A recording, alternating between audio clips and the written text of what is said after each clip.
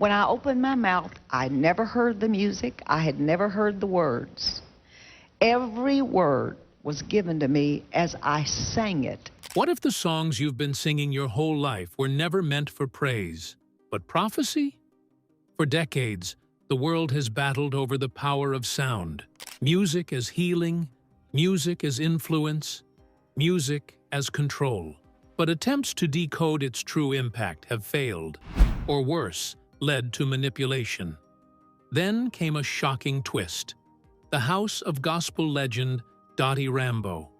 Hidden rooms, sealed recordings, and forbidden hymns whispering a language no one could trace. What investigators uncovered wasn't just music, it was a warning, a breakthrough that feels impossible until you hear it. Because what they found in Dottie Rambo's house will leave you shocked. She was known as the Queen of Gospel. But behind the praise and platinum albums, Dottie Rambo lived in a house built not just with music, but with silence. After her sudden death in a tragic bus crash in 2008, friends, family, and industry insiders gathered to mourn a legend. But when the house she once called home was quietly cleaned out weeks later, something peculiar was discovered. It wasn't a platinum record or a lost hymn. It was a door, sealed behind wallpaper, disguised as part of a wall. Inside was a room no one seemed to know existed. No windows, just floor-to-ceiling bookshelves, some containing old hymnals, others stacked with manila envelopes marked with dates and initials. In the center, a vintage reel-to-reel tape recorder, still plugged in, still loaded with tape. The room smelled faintly of cedar and mildew. The air felt heavy, as if the past was pressing inward. According to estate workers who spoke under anonymity, the space looked like it hadn't been touched in years. Some called it a songwriting sanctuary. Others whispered it was a confessional, her private chapel of secrets. What raised the most eyebrows, however, wasn't the religious memorabilia or the vintage microphones. It was what they found locked inside a drawer beneath the recorder. Handwritten letters, dozens of them, addressed to people no one recognized. Many were unsigned. Some were marked, "Do not send." One had been opened, reread so many times the folds had worn thin. It read, cryptically, "The song was never the point. It was the silence afterward." Why did a woman celebrated for pouring out her soul in music have a room she told no one about? Why the secrecy, the concealed space, the hoarded recordings? And what, if anything, was on those tapes? The family released no statement. The house was eventually sold. But rumors of what was found there began to circulate, not through the media, but through whispers at gospel conventions, hushed voices at church potlucks, and among the few who had been close enough to suspect there was more to Dottie's story than anyone dared admit. And there was. Because the voice captured on those tapes wasn't always hers. From the outside, Dottie Rambo's life looked like a gospel miracle. A young girl from rural Kentucky who began writing songs at the age of 8 claimed she received her music directly from God. By the time she was 12, she was writing full-time. Married by 16, touring by 18. By the 1960s, she and her group, the Rambos, were staples in Southern gospel, sharing stages with Johnny Cash, Elvis Presley, and even Billy Graham. But behind the stage lights and sold-out revivals, there were fractures, some visible, others deliberately buried. Dottie's marriage to Buck Rambo was never as harmonious as their harmonies. Those close to the couple later recalled tension, artistic control battles, and emotional volatility. There were whispered rumors of infidelity, but Dottie rarely spoke of it publicly. She kept the conflict inside and poured the pain into her songs. Ballads like "Tears Will Never Stain the Streets of That City" and "I Go to the Rock" weren't just lyrics. They were laments. And then there was her health. In the 1990s, Dottie suffered a string of serious medical complications, including a spinal cord injury that left her in chronic pain. Multiple surgeries followed.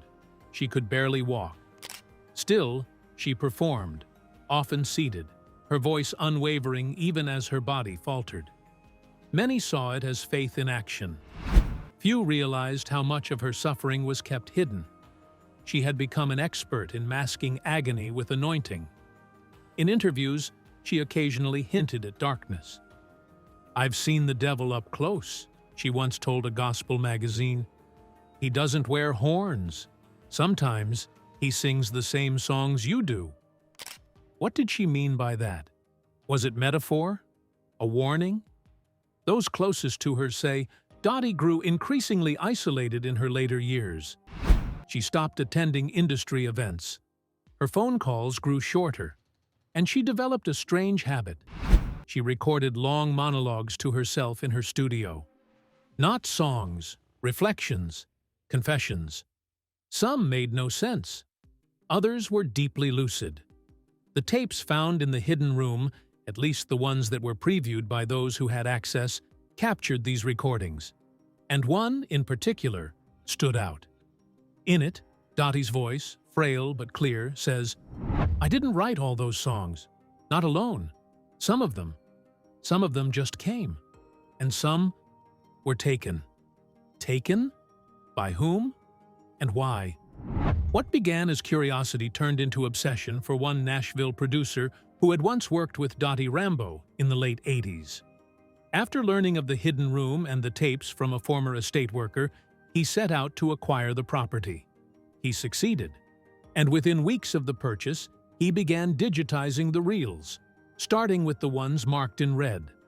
Some were expected: early demos, studio outtakes, snippets of songwriting sessions. But one tape, undated, unmarked, changed everything. The audio was scratchy, ambient sounds, footsteps, the shuffle of paper. Then, a voice. But it wasn't Dottie's. It was a man, older, deep-voiced, whispering scripture. Then a prayer. And finally, "Let what's been hidden be bound. Let what was promised be paid."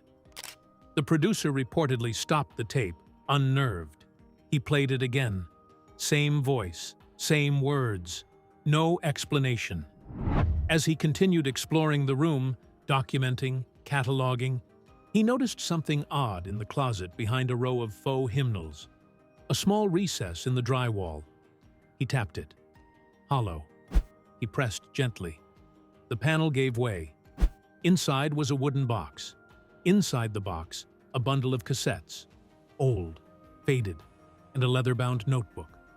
On the cover, DR Visions. The pages inside were handwritten, dated sporadically over the 1980s and 90s. The entries weren't diary-like. They were more cryptic, scriptural references, names of gospel artists, some underlined, some crossed out. Phrases like, "The bargain is sealed," and "Don't sing the song out of order." One entry read, "She came again in the dream, wearing red. Said the altar was not paid in full." Was it religious poetry or something else? The final page bore only a single line. "The payment comes due in May." Dottie died on May 11, 2008. And the tape? That strange male voice? According to audio specialists consulted by the producer, it didn't match anyone in Dottie's known circle. To this day, no one knows who it was, or why he was praying inside a locked, hidden room in a gospel legend's home. But one thing is certain.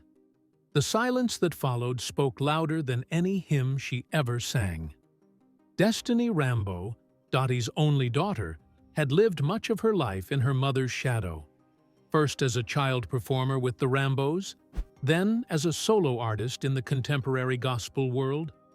She often spoke about the anointing of growing up around music, of watching her mother pray over songs like they were sermons. But after Dottie's death, Destiny went quiet. Not just in interviews, but everywhere. In the weeks following the bus crash, Destiny canceled appearances, unplugged from social media, and reportedly declined every media request related to her mother's legacy. Publicly, she grieved. Privately, sources close to the family say she became withdrawn. She knew something was off, one friend claimed, something about that house. According to a private email leaked years later, allegedly written by Destiny to a longtime friend in the music industry, she confessed unease about her mother's final years. The email, never officially verified, read, "There were rooms I wasn't allowed to go into. I thought it was just her writing sanctuary, but I heard things. Prayers that didn't sound like prayers. Chanting.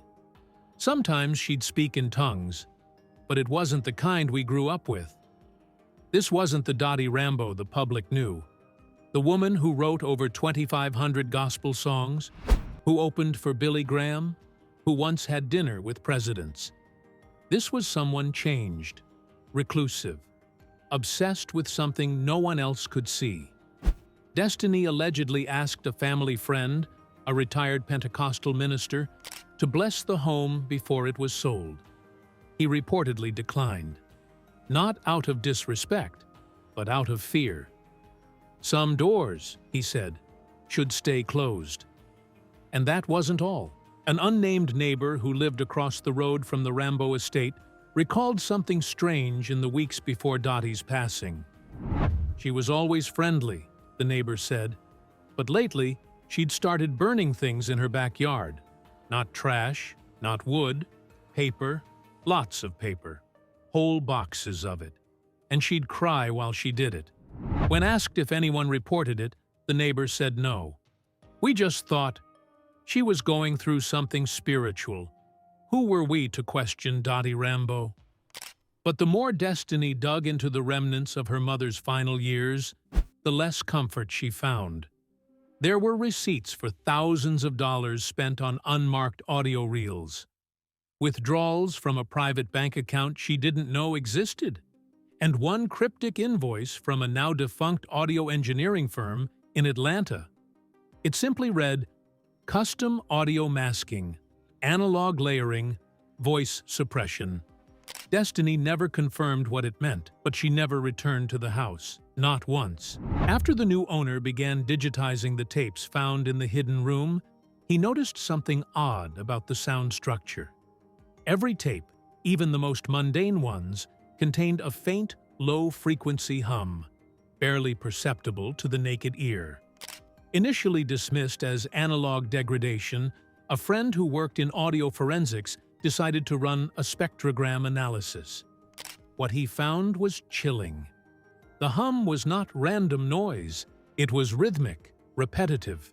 Layered beneath every song, every prayer, every confession was a pattern, almost like Morse code. But it wasn't code. It was speech, whispered, reversed, slowed down, and layered under the main audio. One restored sample revealed a voice muttering, "The lamb is broken. The altar waits. Bring the child." The team stopped the project for 2 weeks. Half joking, they began referring to the room as the listening chamber. What had Dottie been recording? And why had she masked it beneath her songs?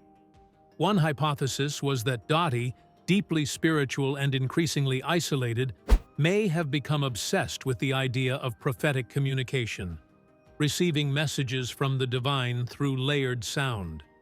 But if so, who were the messages for? And then came the strangest discovery of all.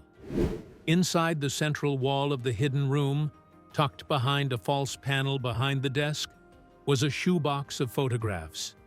Most were harmless. Old publicity shots, newspaper clippings, a few with Elvis and Loretta Lynn. But some were taken inside the house. Not staged, not framed, surveillance. One showed Dottie praying in her bedroom, viewed from a high corner angle like a security camera feed. Another showed a younger Destiny asleep on the couch. A third, more disturbing, showed Dottie standing in front of her fireplace, mid-conversation, with no one else in the room.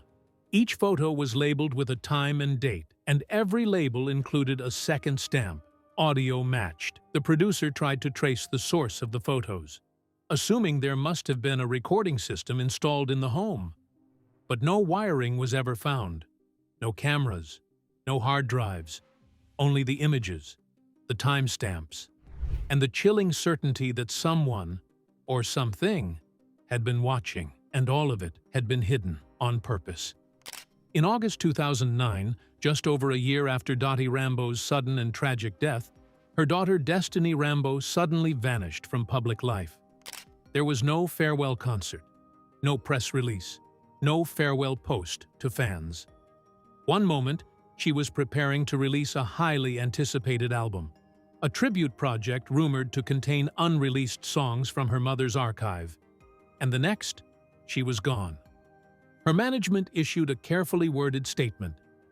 Destiny Rambo is taking time away from music to pursue personal spiritual renewal and private healing. But for those who had worked with her in the months leading up to her disappearance, something about that phrasing didn't sit right. She had seemed restless, preoccupied, even paranoid. One producer described her as haunted by something she wouldn't name.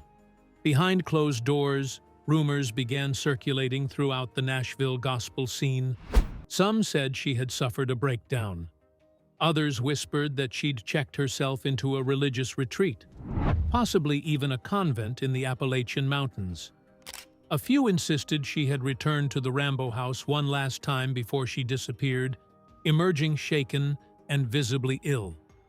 One friend claimed Destiny confessed to hearing something on the final tape, something she wasn't meant to hear, and then she was simply gone.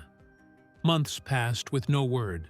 No social media activity, no concerts, no interviews, no sightings.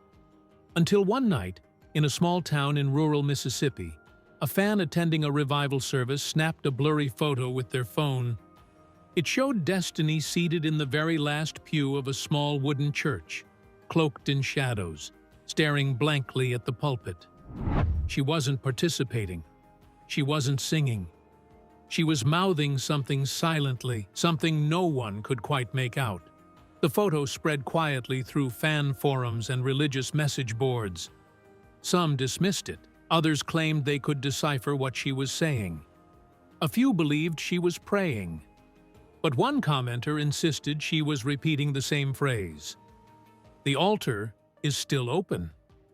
What happened during those missing 11 months remains a mystery to this day. Destiny has never explained it. No medical records were ever disclosed. No pastor or church ever confirmed her presence. And when she returned in mid-2010, it was clear that something had changed. She looked thinner, older, and distant. But the most striking difference was her voice. Not the way she sang, but what she sang. Her new music was nothing like her previous work. Gone were the soaring gospel choruses, the traditional harmonies, the church choir crescendos. In their place, ambient drones, dissonant melodies, and lyrics laced with esoteric symbols, cryptic imagery, and what some listeners described as spiritual dread. The lead single from her unreleased project was now called Mayfall. It was never officially promoted, yet quietly released online. The chorus, repeated in a minor key, included a chilling line. She warned me in silence. Beneath the old stone floor, the altar is not empty, it's just waiting for more. The album itself contained no liner notes, no dedication, no mention of her mother. Just a cover image, a blurred photograph of an old tape recorder, half buried in dust and shadow. To this day, Destiny has never spoken publicly about what happened to her during that year-long disappearance. She refuses interviews that reference her mother's house. She never addresses the tapes. And she has never confirmed whether she took anything with her when she left for the final time. But insiders say she did. A small box, locked, never opened in public. One assistant claimed to have seen her clutching it during a retreat in Kentucky, wrapped tightly in a faded shawl. It looked like it was burning a hole in her hands, the assistant said. She wouldn't let anyone touch it. Some believe the box contains the final tape. Others believe it contains the missing page from Dottie's journal. But one thing is clear: whatever destiny found, it changed her. And whatever followed her may still be waiting to speak. It wasn't until the new owner decided to renovate the hidden room, once sealed behind a false wall in Dottie Rambo's house, that the most unsettling discovery of all came to light. The room had already yielded its share of strange artifacts: tapes with layered whispers, unmarked photos taken from impossible angles, and letters hinting at unfinished songs that didn't belong to her. But none of that compared to what was hidden beneath the floor. While removing the warped wooden planks to install new hardwood, one board near the center of the room gave a hollow, irregular creak. Curious, the owner pried it up. Beneath was a narrow compartment, just wide enough for a shoebox. Inside, wrapped in a stained cloth, was a weathered, leather-bound journal.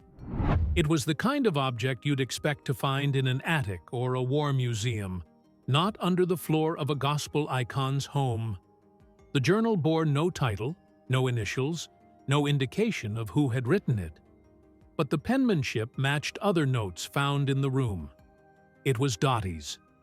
The pages were warped with age and moisture, as though the book had been exposed to water, or, as one visitor later whispered, tears. The entries inside weren't dated consistently, and they didn't read like songs or spiritual reflections. They read like transmissions, frantic, disjointed, and disturbingly vivid. Some pages were filled with barely legible scrawl, lines written over one another as if the writer had been desperate to get the words out faster than they could be processed. Others were written with chilling clarity. One page simply read, "They don't want the songs, they want the frequency." Another, further in, "She stood at the foot of my bed. Her face was mine, her eyes were not." These weren't metaphors, not the kind Dottie was known for. These were descriptions of something personal, terrifying, possibly real. The journal referenced events that aligned with other unexplained phenomena reported in the house: cold spots in rooms with no windows, audio recorders turning on without being touched, dreams that seemed to continue after waking. Dottie began referring to an unnamed entity simply as the listening one. It appeared in her notes multiple times, often in the margins, almost like a signature. One particularly harrowing entry described an episode in which Dottie claimed she slipped into a near catatonic state after completing a song she said came to her in a dream. "It played before I could write it," she wrote. "The words were not mine, but my hand obeyed." Medical experts who reviewed the journal later suggested that Dottie may have suffered from severe auditory hallucinations or dissociative fugue states, episodes that could be explained clinically. But those who knew her, especially in her final years, rejected that idea. "She wasn't losing her mind," one friend said. "She was chasing something she thought was holy. And maybe it chased back." And then there was the final entry, written just days, possibly a week, before the bus accident that took her life. "I buried the real hymn, not in the ground, in the sound. If they find it, they'll sing it backwards. That's when the altar breaks open." There was no context, no elaboration, just that ominous warning. The most disturbing part? The last page had been torn out, cleanly, deliberately. There was no way to know what had been written there. No trail, no second copy, and no indication of who might have taken it or why. But the timing of the entry, so close to Dottie's death, left an unshakable impression on those who saw it. This wasn't a songwriter chronicling her creative process. It was a woman recording the final phase of a descent or a revelation that no one else had been allowed to witness. Whatever Dottie Rambo believed she had uncovered, she didn't want it found. And yet, somehow, It was. As the rumors surrounding Dottie's house grew, so did interest from unexpected places, including one Nashville pastor with a history few dared to question. Reverend Cain, a towering figure in Southern revivalist circles, was known for his theatrical sermons and miraculous healings. But privately, Cain had another reputation, one tied to control, money, and what former church members described as a cultic obsession with sound. According to former associates, Cain believed certain frequencies could open spiritual doorways, that within music, specifically gospel music, lay hidden gateways to both the divine and the demonic. It was fringe theology, bizarre, dismissed by most mainstream churches. But Cain believed Dottie had found one of those doorways, and he wanted in. Financial records uncovered in 2012, leaked by a whistleblower from Cain's own ministry, revealed a $50,000 donation made to a trust in Dottie's name 6 months before her death.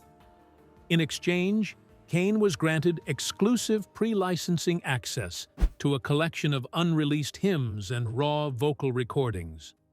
Those tapes were never found, but emails between Cain's legal team and a media production company in Georgia indicate that at least 5 pre-cleared tracks were mastered posthumously, with titles like Veil on Fire, Bride Without a Name, and The Frequency of the Fall.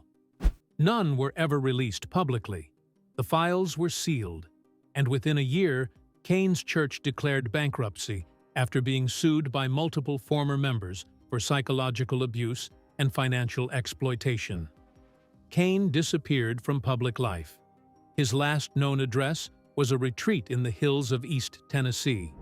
But those who knew him say he believed Dottie had stumbled onto something that could bring the last trumpet, not metaphorically, but literally, and he wanted to be the one to blow it. In 2015, years after Dottie Rambo's passing and long after her estate had changed hands, a strange chapter began to unfold, one that would quietly draw the attention of the federal government, yet remain buried from public knowledge. The new owner of the property, a Nashville-based media producer who had purchased the home under the pretense of historical preservation, was not expecting visitors that morning. 2 men arrived in an unmarked black sedan. They wore no uniforms, carried no visible identification, and offered no business cards. But they knew exactly what they were looking for. The questions came quickly, sharp, specific, and deeply unsettling. Had the owner accessed a hidden room on the property? Were there still tapes or audio materials in his possession? Had he come across any references to ritualized audio, frequency doctrine, or subversive religious communication? When the owner asked who they were with, the men simply said they were following up on an internal lead. No warrant was presented. No explanation was given. The conversation lasted less than 10 minutes, but the threat lingered. Exactly 1 week later, the owner received a federal subpoena, issued from the Middle District of Tennessee. The language was vague, yet ominous. It referenced an open but sealed investigation titled Project Gethsemane. The charges under review: ritualistic activity tied to unauthorized acoustic surveillance and potential misuse of interstate religious media. The name alone was biblical. The implication? Chilling. Through a series of Freedom of Information Act (FOIA) requests filed over the next several years, a few fragmented details came to light. Internal Department of Justice memos, partially redacted, described a unique audio archive originating from a private residence in Hendersonville, Tennessee, once owned by a prominent gospel figure. The files had allegedly been linked to cross-state religious organizations and were suspected of influencing vulnerable populations through subliminal manipulation. At the center of the investigation was a single song, labeled Sample 17B. It had never been commercially released. It did not appear on any of Dottie Rambo's official albums. In fact, The title was unknown until it appeared in a footnote of one declassified memo, "The Sound of the Blood Still Speaks." According to the document, the track had been analyzed by a small behavioral science team within the DOJ. When played forward, it resembled a dissonant hymn, chaotic in structure, yet oddly entrancing. But when played backward, a pattern emerged. Beneath the melody, in near inaudible whispers, were what linguists identified as fragmented phrases, some biblical, others apocalyptic, and several completely untranslatable. What disturbed researchers most were the reported side effects experienced by test subjects. 3 participants in a controlled lab environment described the sensation of being watched. 2 entered a semi-trance state during playback, eyes unfocused, repeating phrases they had not been exposed to. 1 subject reportedly experienced a vivid auditory hallucination, a female voice instructing him to open the altar and prepare the veil.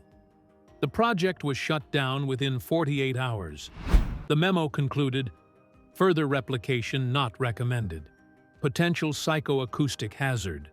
Source should be sealed pending jurisdictional review." That year, the Rambo property was sold again, this time to a private holding company registered in Delaware. The purchase was anonymous. The house was emptied within 2 weeks. No contractors were seen entering. No renovation permits were filed. Local records simply note, "Structure sealed for liability containment." The hidden room was not repurposed. It was entombed. As for the tapes, some say they were destroyed.